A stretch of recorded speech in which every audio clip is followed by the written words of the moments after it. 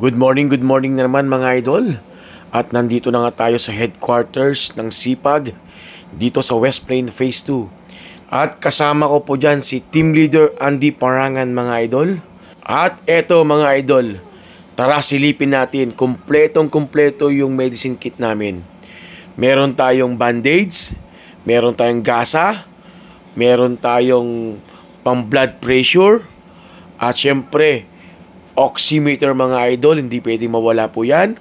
At mga basic na gamot sa ubo, sa lagnat, sa high blood, sa pagtatae, kumpletong-kumpleto po yung mga basic na gamot na meron tayo. At ito yung oximeter, tinesting po ni Team Leader Andy. At meron din po tayong mga gasa, betadine, gloves, basta lahat ng ginagamit pang medicine kit, pang first aid, kumpletong-kumpleto po dito. At meron din po tayo yung pang-test ng blood sugar. Yan. Bulak, kaya na, kumpleto na.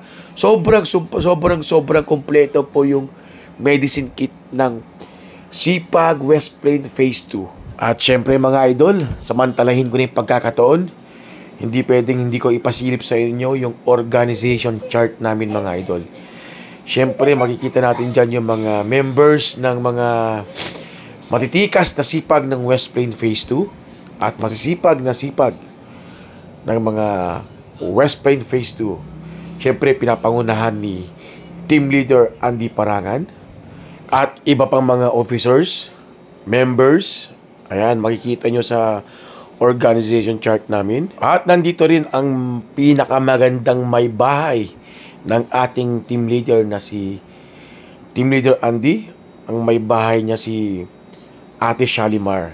At kung sino po sa inyo ang biglang sumama ang pakiramdam at nangangailangan ng pangunang lunas, huwag po tayong mag-atubili na lumapit sa Sipag Headquarters kasi para sa atin naman lahat ito.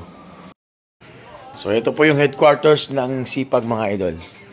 Yan po yung headquarters namin, pinaka-headquarters ng Sipag. Yan po mga idol. At dito po nag-duty yung mga kasamahan ko mga idol. Oh. Yan. Yan, duty na naman. Yan, dito po nag-duty yung mga maganda namin mga kasamahan kasipag.